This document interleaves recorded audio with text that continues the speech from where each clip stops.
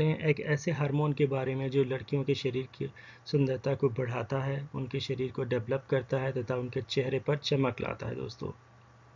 उस हार्मोन का नाम है ईस्ट्रोजन हार्मोन, जो लेडीज़ के लिए सबसे ज़्यादा इम्पोर्टेंट होता है उनके शारीरिक डेवलपमेंट के लिए दोस्तों। ये हार्मोन क्या करता है, ये उनके शरीर को डेवलपमेंट करने के साथ साथ उनके चेहरे पर ग्लो लाता है, जिससे उनके जो अट्रैक्शन पावर है उनकी बढ़ती है दोस्तों।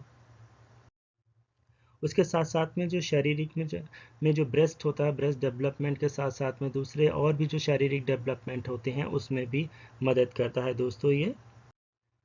और ये क्या करता है दोस्तों, उसके साथ साथ में जो पीरियड्स होता है उसको रेगुलर करता है, कि मतलब पीरियड्स 28 दिन के अंदर ही आए दोस्तों। अगर इसका लेवल हाई हो जाता है एस्ट्रोजन लेवल का, तो इस वजह से क्या होता है, शरीर का वज़न बढ़ने लगता है, और वज़न भी बहुत ही एबनॉर्मल तरीके से बढ़ता है। मतलब जैसा कि है कि कमर और जो कूल्हों के आसपास का जो वज़न है वो ज़्यादा बढ़ता है दोस्तों। उसके साथ साथ में पीरियड्स जो होते हैं डिस्टर्ब हो जाते हैं दोस्तों। अगर इसका लेवल लो होता है तो और ज़्यादा प्रॉब्लम्स होती हैं, जैसे कि जो ब्रेस्ट होती है उसका साइज़ घटने लगता है, तथा जो वेजाइना होती है, योनि, उसमें सूखापन हो जाता है, जिसकी वजह से क्या होता है, इंटरकोर्स के दौरान दर्द होता है तथा बार बार इन्फेक्शन हो सकता है, या जो पीरियड्स होते हैं टोटली वो डिस्टर्ब हो सकते हैं दोस्तों। इसके लिए दोस्तों टेस्ट करवाना पड़ता है कि लेवल ज़्यादा है या कम है। उसके लिए सीरम एस्ट्राडियोल या E2 नाम का टेस्ट होता है दोस्तों। इसकी जो वैल्यू होती है, जिन लेडीज़ के अंदर पीरियड शुरू हो चुका होता है उनमें इसकी जो वैल्यू होती है दोस्तों 15 से 350 pg/ml होता है, तथा जो लेडीज़ मेनोपॉज में एंटर कर चुकी है, मतलब 45 ईयर्स या उससे ज़्यादा की हैं, सो उसमें जो इसका लेवल होता है 10 pg/ml होता है दोस्तों। उसके कैसे संतुलित कर सकते हैं दोस्तों, उसके लिए हाई प्रोटीन और लो फैट डाइट लेनी है, जैसे अंडा, दूध, दही, मछली, बादाम, ब्रोकली, बंद गोभी, अदरक या अनार का जूस या अनार का लेना, सेवन करना है, तथा उसके साथ साथ में चिकन का सेवन भी कर सकते हैं दोस्तों। और अपने आप को बहुत ज़्यादा खाना भी नहीं करना है, और अपने आप को डाइटिंग से दोस्तों दूर रखना है।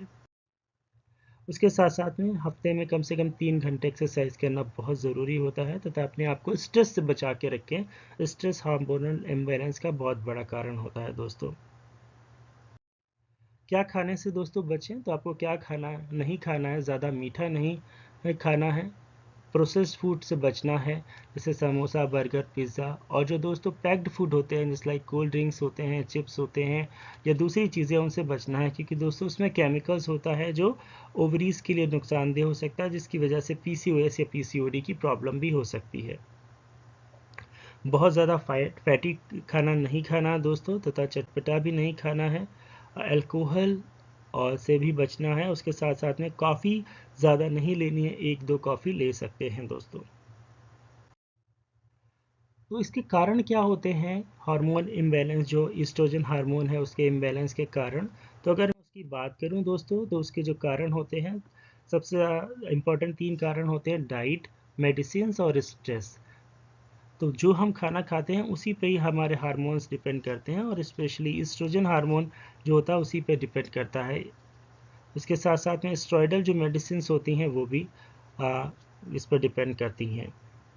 उसके साथ साथ में शरीर में कोई गतिविधि ना करना, या ब्रेन ट्यूमर होना, या दिमाग में चोट लगना, या कैंसर या डायबिटीज़ जैसी बीमारियों की वजह से भी ईस्ट्रोजन हार्मोन का लेवल जो होता है वो डिस्टर्ब हो सकता है।